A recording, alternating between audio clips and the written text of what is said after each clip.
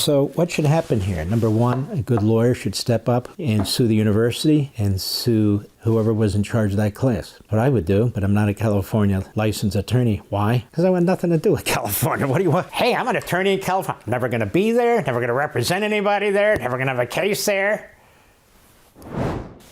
So here we have a UCLA student after the election who doesn't need psychological care, who doesn't need to have a handheld, cookies and milk, anything like that.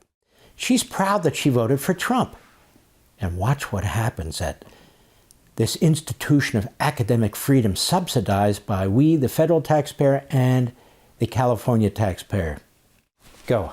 Story time. I went to UCLA and I was there in 2016 when Trump was elected, and we're on the quarter system, so it's only 10-week classes.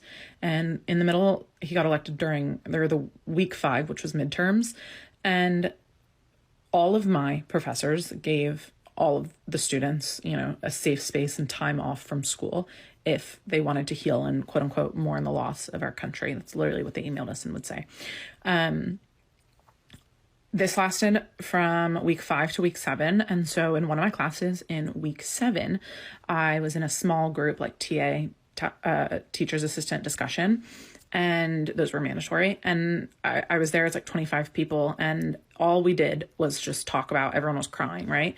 And I didn't say anything. I just sat there, I listened, I was respectful, I was quiet. And then the TA said, "Avery, we haven't heard from you. How are you coping with this?" And I said, "Well, I'm doing well. I voted for Trump, and I think this is going to be a great 4 years. And I'm here to learn. I'm not here to talk about politics.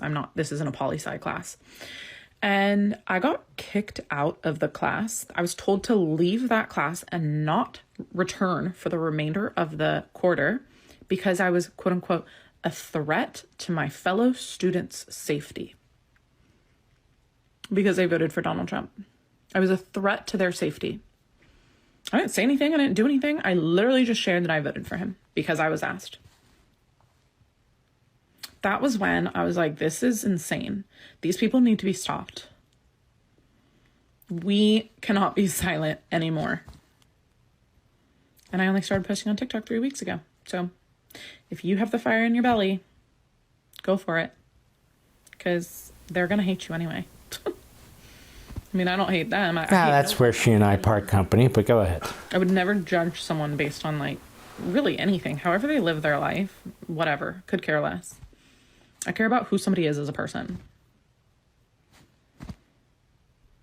But they want to label me all these things like racist and misogynistic, anti-woman, transphobic, homophobic, all these things that are just simply not factually correct about me. Sad.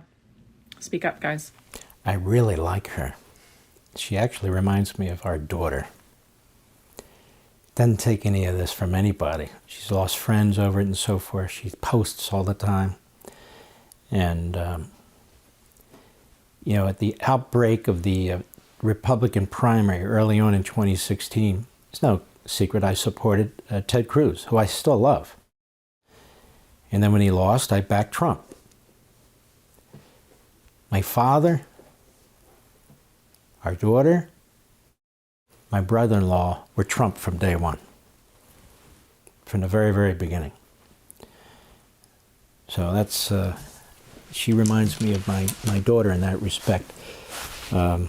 So what should happen here? Number one, a good lawyer should step up who has a California license.